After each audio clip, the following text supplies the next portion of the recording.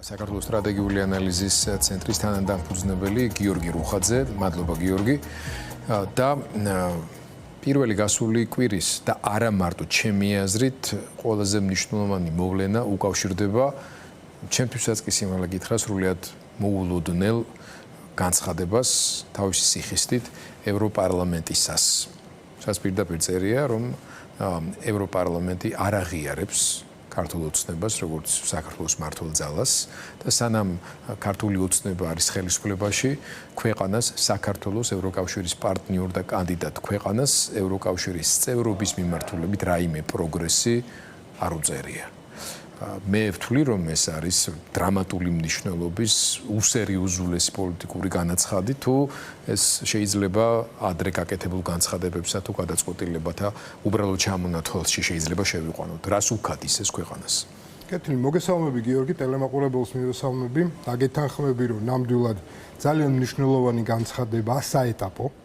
იქიდან გამომდინარე, რომ ვინც არ იცის ესე იგი 720 პარლამენტის წევრი ყავს ევროპარლამენტს, რომელიც არჩეულია 27 ქვეყნიდან და 75-ზე მეტი პარტიიდან. ანუ წარმოიდგინეთ, ეს არის მთელი ევროპული პოლიტიკური ელიტა, რომელიც პირდაპირ აცხადებს, რომ საქართველოს არ ყავს ლეგიტიმური ხელისუფლება. შესაბამისად, ეს არის განცხადება, რომელიც ფაქტობრივად ნიშნავს, რომ შემდეგში ევროპული სახელმწიფოების დედაქალაქები ამ ყველაფერს გამოიყენებენ როგორც სახელმძღვანელოდ. ეს არის ერთის მხრივ, ჩემი აზრით, გაგრძელება იმ განცხადებისა, რომელიც ევროკავშირის საბჭომ უვიზო მიმოსვლის გაჩერებასთან მიმართებაში გააკეთა და მეორეს მხრივ ეს არის გზავნილი ქართული საზოგადოებისთვის. არა მხოლოდ ივანიშვილის რეჟიმისთვის, არაღიარების კონტექსტში, არამედ ქართული საზოგადოებისთვის, რომ საქართველოს მოსახლეობამ გაიგოს, რომ თუ მათ სურთ ევროკავშირთან ურთიერთობის გაგრძელება, თუ მათ სურთ, ანუ თუ ჩვენ გვინდა, რომ როდისმე მართლა გავხდეთ ევროკავშირის ნაწილი, მაშინ ჩვენი პასუხისმგებლობაა, რომ შევცვალოთ ეს ხელისუფლება. ამ ხელისუფლების პირობებში ეს ამბავი ვერ მოხდა. მე მგონი, რომ შენ პერსპექტივაზე ილაპარაკე, თუ ჩვენ გვსურს, რომ გავხდეთ ევროკავშირის წევრები და ასე შემდეგ, გაცილებით რომ ძიმედ გვაქვს საქმე, იმიტომ რომ 1 სექტემბერს გავა ვადა, რომელიც აქვს მიცემული საქართველოს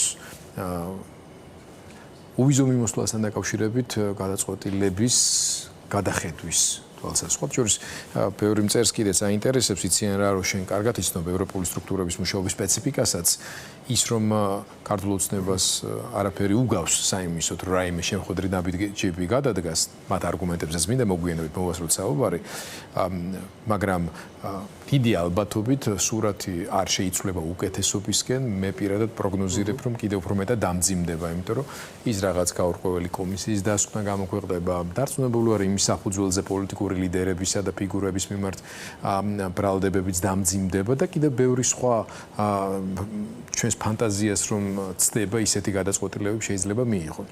ანუ ხალხს აინტერესებს, რომ 1 სექტემბერსვე შეიძლება, რომ ჩვენ უვიზო მიმოსვლა შეგვეზღუდოს თუ როგორ არის ეს პერსპექტივაში პროცედურულადაც როგორ შეიძლება მოხდეს. ხალხი რისთვის მოიმზადოს, ზოგს კონცერტისთვის აქვს ნაყიდი ბილეთი, ზოგი ოჯახთან ერთად დასვენებას აპირებდა, ზოგი სასწავლებლად წასვლას, კიდევ უფრო მნიშვნელოვანი რაც არის სამკურნალოდ და ასე შემდეგ. ითქვა კობახიძემ, რომ ეს არაო ეგზისტენციალური საკითხია ჩვენი ქვეყნისა და მის მოსახლეობისთვის და ბოლოს და ბოლოს სხვაგან წადით სამკურნალოდ ეს სხვაგან სად არის, ესეც ცალკე თემა და მნიშვნელოვანია და რა ღირს მით უმეტეს ხარისხზე რო აღარ ვილაპარაკოთ, მაგრამ ვიზების შეჩერებას როდის უნდა, უვიზო მიმოსვლის შეჩერებას როდის უნდა ველოდოთ? კეთილი, დავიწყებ მნიშვნელობიდან ამ ყველაფრის და ვიტყვი ერთ რამეს, რომ საქართველოს თანამედროვე საქართველოს ისტორიაში ასეთი დიდი და ფართომასშტაბიანი სიკეთე, როგორც არის უვიზო მიმოსვლა, ჩვენ არასდროს არ გქონია. ანუ ის ეხება საქართველოს ყველა მოქალაქეს. წარმოიდგინეთ 3 მილიონზე მეტ ადამიანს. მიუხედავად პარტიული კუთვნილებისა, მიუხედავად პოლიტიკური გემოვნებისა, აი ხუმრობა და როგორც სკლინტიანი რძე ასვეს ყველას, ხო, რაღაც პერიოდი საქართველოში. მიუხედავად იმისა, ბიძინაშვილიშვილების ჩათვლით, დაახლოებით ესე შეეხება ყველას, ეს გადაწყვეტილება თუ შეწყდება უვიზო მიმოსვლა და თუ აქამდე ეს ყველაფერი იყო თეორიული შესაძლებლობა და ამაზე ხშირად საუბრობდით, რომ მხოლოდ დროის საკითხია, როდის შეწყდება უვიზო მიმოსვლაო. ეხლა უკვე ეს თეორიული შესაძლებლობა აღარ არის. არის კონკრეტული წერილი, რომელიც გამოუგზავნეს ივანიშვილის რეჟიმს და უთხრეს, რომ აი აგერ არის 8 რეკომენდაცია, რომელიც უნდა შეასრულებთ 31 აგვისტომდე, შეგინარჩუნდება თუ უვიზო მიმოსვლა. არ შეასრულებთ, გაჩერდება. მე მგონი ყველაფერი გასაგებია, აბსოლუტურად გეთანხმებით, რომ ივანიშვილის რეჟიმი თითსაც არ გაანձრევს იმისთვის, რომ რამე გააკეთოს, რომ ეს შენარჩუნდეს, არა და ევროკავშირი ცდილობს, რომ როგორღაც შეგვინარჩუნოს უვიზო მიმოსვლა და ის 8 რეკომენდაციაც თუ კარგად ჩავხედავთ, იმდენად ზოგადია და იმდენად რბილია თავისი არსით, რომ პატარა სურვილი მაინც რო იყოს ივანიშვილის რეჟიმის პირობებში, შენარჩუნება შესაძლებელია, მაგრამ ამასაც არ გააკეთებს. ხო ივანიშვილი, შესაბამისად მივდივართ იქამდე, რომ 32 კი არა და 31 აგვისტოს არაფერი არ გაკეთდება აქეთ ამ მხრიდან და შემდეგ უკვე ევროკავშირი მიყვება პროცედურებს. და პროცედურა არის შემდეგნაირი, რომ ალბათ სექტემბრის განმავლობაში მე ველოდები, რომ ევროკომისია დადებს დასკვნას საქართველოს მხრიდან, ესე იგი, უვიზო მიმოსვლის მოთხოვნების შესრულების შესახებ. პარალელურად იმსჯელებენ იმაზე, რომ ივანიშვილის რეჟიმმა დე-ფაქტო ხელისუფლებამ არაფერი არ გააკეთა იმისთვის, რომ შეესრულებინა ეს დამატებითი 8 რეკომენდაცია.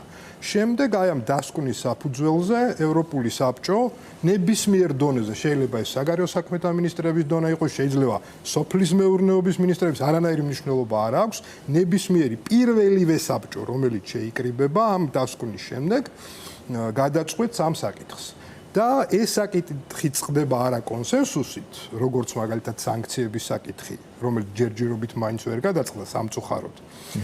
არამედ კვალიფიციური უმრავლესობით მაგ ინსტრუმენტის, ანუ სანქციების, პერსონალური სანქციების ინსტრუმენტის გამოყენება რომ შეეძლოს ევროკავშირს, ამ შემთხვევაში ვიზა ლიბერალიზაციის შეჩერების აუცილებლობა ჯერჯერობით დღესასწრებში არ დადგებოდა. ანუ რასაც ივანიშვილი აკეთებს, თავისი უпроსტოდ პუტინის მოკავშირეების მეშვეობით, რომლებიც ისეთი მხარები აღარ არიან, ფაქტია, რუსეთის საწინააღმდეგოდ მიღებული ბოლო სასანქციო პაკეტის კენჭისყრის შედეგების გათვალისწინებით, როცა ფიცოც და ორბანიც დათანხმდნენ, იმის გამო რომ საქართველოსთან მიმართებაში ისინი ჯერ კიდევ ინარჩუნებენ წინააღმდეგობის პოზიციას, ევროკავშირს სხვა გზა აღარ რჩება უბრალოდ, რომ ივანიშვილის ამ ნაბიჯების გამო წავიდეს ამ უკიდურეს ნაბიჯზე საქართველოსთვის ვიზა ლიბერალიზაციის შეჩერებასთან დაკავშირებით. ანუ რაც ახლა მოყევი, მე როგორც ხვდები, მაქსიმუმ წლის ბოლოს, ხო, ალბათ დეკემბერში შეიძლება იყოს მიღებული. კი, ყველაფერს ეს არის, ხო, ანუ გადაწყვეტილება მარტივად იქნება მიღებული და შემდეგ უკვე მე ველოდები რომ ეს იქნება რაღაც ოქტომბერში და აღსრულებას შემდეგ დაჭირდება რაღაც პერიოდი. და შეჩერება შეიძლება მოხდეს, რა ვიცი, 1 ნოემბრიდან, 1 დეკემბრიდან, 1 იანვრიდან, ეს ბევრ რამეზეა დამოკიდებული, მაგრამ რო შეჩერდება, თუ სხვა რამე არ მოხდა, სხვა რამე უფრო მნიშვნელოვანი, ეს ცხადზე უცხადესია. იმას რაც თქვით, რომ ნაწილობრივ გეთანხმებით, რა თქმა უნდა, რომ სანქციების შემთხვევაში ეს საკითხი, ნუ მინიმუმ ცოტა მაინც გადაიწევდა უკან, მაგრამ მიზეზები, რატომაც ჩერდება უვიზო მიმოსვლა, ის მიზეზები არ სადგქრება. და თუ ივანიშვილის რეჟიმი მის მოშორება არ მოხდა ამ ქვეყნიდან, ეხლა ეს ნოემბერში მოხდება თუ დეკემბერში თუ იანვარში, საბოლოო ჯამში უვიზო მიმოსვლის გაუქმება მაინც მოხდება. ამიტომ საზოგადოებამ, რომელიც ყველაზე მეტად ზარალდება ამის შედეგად, ხო? და ახსენეთ, რომ უვიზო მიმოსვლა უბრალოდ რაღაცა ლამაზი ქალაქების მონახულებას არ ნიშნავს საქართველოს მოქალაქეებისთვის. ეს არის მათთვის მართლაც ეგზისტენციალური საკითხი. ზოგს მკურნალობა ჭირდება, ზოგს მუშაობა ჭირდება და ლუკმაპურის შოვნა, ზოგს განათლების მიღება და ზოგს კიდე სხვა რამე და ძალიან ბევრ სიკეთეს იძლევა, ხო ეს ყველაფერი. ამიტომ მე მგონია, რომ პოლიტიკური გემოვნების მიუხედავად საზოგადოებამ უნდა გაიაზროს ერთი რამ, რომ ეს არის ის შემთხვევა, როდესაც ივანიშვილი უკვე არა მარტო ოპოზიციას, ან არა მარტო კრიტიკულად განწყობილ საზოგადოებას, არამედ ყველას, მთელ ქართულ საზოგადოებას, ქართული ოცნების მხარდამჭერების ჩათვლით უყობს ჯიბეში ხელებს და აცლის ერთ-ერთ ყველაზე მნიშვნელოვან სიკეთეს. და ისიც უნდა გავითვალისწინოთ, რომ თუ ეს გაუვა მას, ის გააგრძელებს აი ამ ქურდობას და ყველა სხვა სიკეთესაც ამოგვაცლის ჯიბეებიდან, რაც მომავალში საერთოდ გვექნება. და მიუხედავად იმისა, ადამიანი კრიტიკულად არის განწყობილი ივანიშვილის რეჟიმისადმი, თუ არ არის კრიტიკულად განწყობილი. ამ შემთხვევაში ყველაზე მეტად სწორედაც რომ ქართული ოცნების ღარიბი მხარდამჭერები დაზარალდებიან. იქიდან გამომდინარე, რომ მათ აღარ შეეძლებათ უკვე სამუშაოდ წასვლა და თავისუფლად გადაადგილება და ისე თამამად რო ლაპარაკობს კობახიძე რომ რა პრობლემაო, წადი რიგში დადექი და მიიღე ვიზა და მერე წადიო, ამ ვიზის მიღება ესე მარტივად აღარ მოხერხდება. განსაკუთრებით რეჟიმის მხარდამჭერებისთვის, იმიტომ რომ ყველა კარგად ხვდება რეალური მიზეზი რა არის უვიზო მიმოსვლის გაუქმების. ყველაფერთან ერთად ეს მნიშვნელოვან ხარჯანაც არის დაკავშირებული. ხო, ჯერ ერთი პერსპექტივის გაურკვევლობასთან შენ არ ხარ გარანტირებული, რომ ვიზას მოგცემენ. მით უმეტეს ადამიანების უმრავლესობა, რომელიც სწორედ დაგროვილი ვალებისა თუ სხვა პრობლემების გასასტუმრებლად მიდიოდა ის სეზონურ სამუშაოზე, მას ზუსტად ეს პრობლემა აქვს, რომ წარადგინოს შესაბამისი დოკუმენტაცია, რასაც ამ შემთხვევაში ნებისმიერი სავიზო მომსახურება ითხოვს და პლუს ამისა კიდევ თუ პოლიტიკურ კომპონენტსაც გავითვალისწინებთ, რაც ადრე არ იყო. ქართული ოცნების მომხრეების ის ნაწილი, რომელთაც აქტიურად იყენებდნენ თავიანთ სატროლეთში, ასე ვთქვათ, ხომ ვერტიკალში მუნიციპალიტეტების თანამშრომლებს, საკრებულოს თანამშრომლებს და ასე შემდეგ, აი რომ შეხვიდეთ და გადახედოთ მაგალითად ფორმულას გვერდზე ადამიანებს, რომლებიც ესე ორგანიზებულად შემოდიან ხოლმე რაღაცა ტიპის ნეგატივის საფრქვევად, რომ ჩაყვეთ, ნახავთ, რომ 80% მათგანი არის დასაქმებული სხვადასხვა სიპებში, მუნიციპალურ სამსახურებში და ასე შემდეგ. ზუსტად მათ გაუჭირდებათ. ეს მანამდე არ იყო და ახლა უკვე პირდაპირ მაგალითად შეერთებული შტატების სავიზო მომსახურების ნაწილში წინასწარვეა გამოქვეყნებული ინფორმაცია იმის თაობაზე, რომ ვიზის მიღების მსურველებმა უნდა მიცեն შესაძლებლობა შესაბამის საკონსულო სამსახურებს, რომ და არ უნდა გაუკვირდეთ, რომ მათი სოციალური აქტივობები იქნება დათვალიერებული და შეფასებული შესაბამისად, ხო და ეხლა იქ რომ პირსისხლიანი ტრამპი კობახიძის ჩაწოდებულზე როგორ აიარაღებს თელს ევროპას და უკრაინას იმისთვის, რომ რუსეთი დაამხოს ეს რომ ცუდ კონტექსტში გაქვს წარმოდგენილი, ევროპაშიც იქნება ეს გათვალისწინებული. ანუ მარტივად რომ ვთქვათ, ივანიშვილი დარტყმის ქვეშ აყენებს არა ზოგადად მარტო მთელს ქვეყანას, რის გამოც ისტორიისა და დღევანდელობის წინაშეც უნდა აგოს პასუხი, არამედ მათ შორის პირველ რიგში თავის მხარდამჭერებს, ხო? მხარდამჭერებს პირობითად, ანუ იმ კლიენტურას, რომელსაც იმსახურებს. გიორგი, ახსენე შენ რიგი და მოგცემ საშუალებას, რომ გააგრძელე ივან კობახიძემ თქვა, რომ და სხვებმაც, რომ თავარი მესიჯი რა არის, რომ რიგში დგომა გვერდჩიოს, ვიდრე ქუჩაში ბომბები გვაცრუოდეს თავზე, ხო? ნუ ეს ამაზრზენი დილემა, ფუჭი დილემა არის წარმოდგენილი და ეს არის ის, რაზეც რითიც ხდება ამ ყველაფრის გამართლება. ევროკავშირისთან მიმართებაში ხა იმის ახსნა არ ავჭირდება, რომ ეს არის მსოფლიოს ისტორიაში ყველაზე მსხვილი პოლიტიკური პარტია სახელმწიფო და გაერთიანება, რომელიც სწორედ მშვიდობისთვის შეიქმნა და ინარჩუნებს ამ მშვიდობას, მაგრამ ჩვენ სინამდვილეში აი ამ პროპაგანდას რამდენად აქვს თავისი შედეგი, რამდენად მოაქვს, ვისთვის მოაქვს შენი აზრით და როგორ შეიძლება ამასთან ეფექტური ბრძოლა?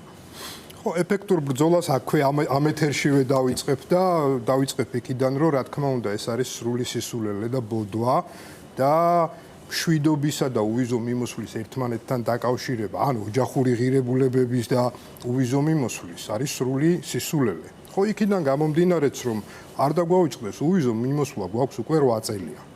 თუ უვიზო მიმოსვლა მშვიდობასთან რამე კავშირში იყო, ანუ ომთან რამე კავშირში იყო, მაშინ აქამდე რატო ჩვენ თვითონ გვეთქვა უარი ამ რაღაცაზე, ხო? რატო ომს რისკავდით უვიზო მიმოსვლის გამო? იმიტომ რომ კობახიძემ თქვა, რომ ეს არის ბოლო შანტაჟის მექანიზმი. მიუხედავად იმისა, რომ მანამდე დინარაძემ თქვა, რომ უკვე თვეების განმავლობაში ამაზე არავინ აღარ გველაპარაკება, იმიტომ რომ გაიგეს როგორი კერკეტი კაკლები ვართ ჩვენ, რომ სოფლიოში მარტო ბიძინა, ბატონი ბიძინა უპირისპირდება ამასთან და ჩვენ უკვე მოღუნეს უზარმაზარი და მნიშვნელოვანი რეჟიმები. ანამ 8 წლის განმავლობაში თავისუფალი გადაადგილებით დავკარგეთ ოჯახური ღირებულებები თუ როგორ არის საქმე. მაგრამ სინამდვილეში უყურეთ რა შეა საქმე, ამის გამო არ ვკარგავთ უვიზო მიმოსვლას. უვიზო მიმოსვლას ვკარგავთ იმიტომ, რომ საქართველოს არ ყავს დღეს ლეგიტიმური ხელისუფლება. და აი როგორ წარმოგიდგენიათ ევროკავშირს კონდეს უვიზო მიმოსვლა ქვეყანასთან, რომელსაც ლეგიტიმური ხელისუფლება არ ყავს. მეორე კარგავთ, იმიტომ აი ამ უდიდეს სიკეთეს, რომ საქართველოს არის ერთპარტიული სახელმწიფო დღევანდელი გაგებით. საქართველოს პარლამენტში, რომელსაც ჩვენ პარლამენტს აღარ ვეძახით, ერთი პარტიაა მხოლოდ, რომელი ერთპარტიულ სახელმწიფოსთან აქვს ევროკავშირის უვიზო მიმოსვლა. ამას კარგავთ, იმიტომ რომ 70-მდე პოლიტიკური პატიმარი გვყავს. და აი ამიტომ კარგავთ, რა ქვია, რომ ადამიანები უმიზეზოდ ცხედან ციხეში, მათ შორის ოპოზიციის ლიდერების უდიდესი ნაწილი ციხეშია. და სწორედ ამიტომ კარგავთ. იმიტომ კარგავთ უვიზო მიმოსვლას, რომ ადამიანებს რუსთაველზე დგომისთვის 5000 ლარი თაჯარიმებენ. იმიტომ რომ Facebook-ზე რაღაცის დაწერისთვის ციხეში უშვებენ, ან საერთოდ ფულად ჯარიმას აკისრებენ. იმიტომ კარგავთ, რომ ივანიშვილმა გადაწყვიტა, რომ ვიღაცის ბიტკოინები მიითვისოს და იმ ადამიანს ციხეში სამარტოო საკანში ლამის სიკვდილამდე ცემენ. იმიტომ კარგავთ, რომ რიჟვაძეც, რომელიც იყო აჭარის ავტონომიური რესპუბლიკის პირველი პირი, ან თავს აკვლევინებენ, ან კლავენ, იმიტომ რომ რაღაცა გამოსძალონ. ანუ ევროკავშირში უკვე დაინახეს, რომ საქართველოს კლასიკური გაგებით სახელმწიფო არ არის. საქართველოს არის რაღაც სახელმწიფოს მსგავსი წარმონაქმნი, რომელიც ხალხის კუთვნილებაში კი არ არის. ერთ ადამიანს ემსახურება მთელი თავისი ინსტიტუტებით. შესაბამისად, ევროკავშირს სხვა გზა აღარ აქვს და გზავნილი, რომ 31 აგვისტომდე თუ რამე არ შეიცვალა ან რამე არ გაკეთდა, მარტო ივანიშვილის რეჟიმისთვის კი არ არის განკუთვნილი. ეს გზავნილი არის საქართველოს მოსახლეობისთვისაც. რომელსაც ნაწილობრივ და გააგრძელა, ნაწილობრივ უპასუხა მოსახლეობამ გუში და ილდღი ამ მხრივ. იყო მნიშვნელოვანი, მინდა რომ ვიდეო გამოსახულებაც კიდევ ერთხელ ვაჩვენოთ ჩვენს მაყურებელს, იმას ვისაც არ ქონდა შესაძლებლობა გუშინ თბილისის ცენტრში, მართლა ძალიან ცხელოდა თბილისისთვისაც კი ვერ ვიტყოდი ახლა უპრეცედენტოდ, მაგრამ ნუ ლამის 40 გრადუსამდე სიცხე იყო, ძალიან ცხელოდა და შეიძლება ბევრი არ ელოდა კიდეც ამ რაოდენობას ადამიანებისას, ძალიან ეფექტური იყო, მარში ძალიან მრავალრიცხოვანი იყო და გამოჩნდა, რომ ხალხი რეაგირებს ამაზე ყველაფერზე და ეს მხოლოდ დასაწყისია კიდევ რაღაც ახალი ეტაპისა. თქვენ როგორ მოგეჩვენათ, ვიცი რომ თქვენი ოჯახითაც იყავით ამ მარშზე. კი, სწორედ იმას, ანუ ეს გზავნილი არის საქართველოს მოსახლეობისთვისაც და ძალიან სწორად აღნიშნეთ, რომ ეს ყველაფერი ეს გზავნილი გაიგო საქართველოს მოსახლეობამ, რომ პირველ რიგში ის კარგავს ამ სიკეთებს და თუ ევროკავშირში არ დაიჯერეს დასავლეთში, რომ ქართულ ხალხს აქვს გამარჯვების შანსი. ბუნებრივია დავკარგავთ აი ამ ყველა სიკეთეებს, იმიტომ რომ არარსებულ შეუმდგარ სახელმწიფოსთან ევროკავშირი ვერ გააგრძელებს უვიზო მიმოსვლას. ევროკავშირი ვერ გაუხსნის საზღვრებს მაფიის ტიპის სახელმწიფოს, სადაც ის ხდება, რაც საქართველოში ხდება.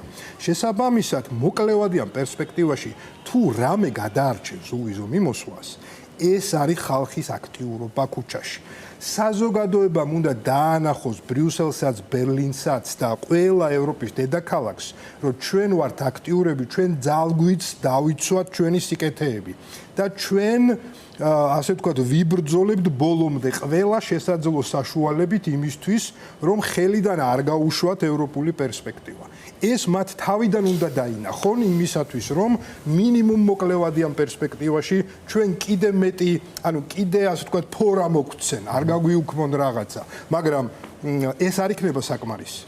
ანუ ყველამ უნდა გაიაზროს დიდიან პატარიანმა, რომ თუ ივანიშვილი დარჩება ხელისუფლების სათავეში, ჩვენ როგორც საზოგადოება დავკარგავთ ყველა სიკეთეს და ყველაზე მნიშვნელოვანს, სახელმწიფოს კლასიკური გაგებით, რომელიც ჩვენ ავაშენეთ და რა თქმა უნდა გვიყვარს ეს ყველაფერი, მაგრამ დღეს სამწუხაროდ ეს არის იარაღი ივანიშვილის ხელში.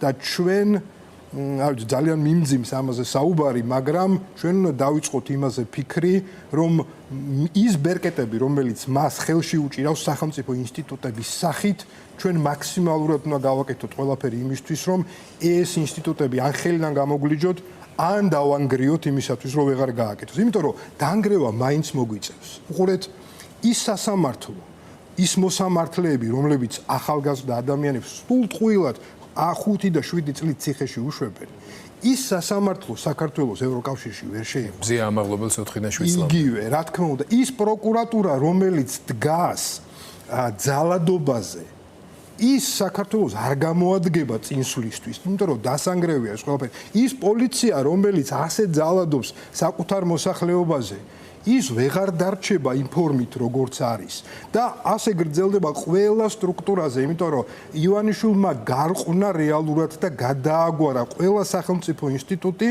და მესმის ძალიან ძნელია, როცა შენი აშენებულია ეს ინსტიტუტი, შენ თვითონ რო დაიწყო ამ ყველაფრის მგრევა. მაგრამ სხვა გამოსავალი არ არის, იმიტომ რომ მაინც თავიდან დასანგრევი და თავიდან ასაშენებელი იქნება ეს ყველაფერი, იმიტომ რომ ხვალ რო გადაწყვიტოს ივანიშვილმა, ჩააჯდეს თვითფრინავში და გაფრინდეს სადღაც ბრაზილიაში თუ მოსკოვში. ეს პრობლემა არ ქრება. ეს ინსტიტუტები მაინც თავიდან ასაშენებელი გახდება.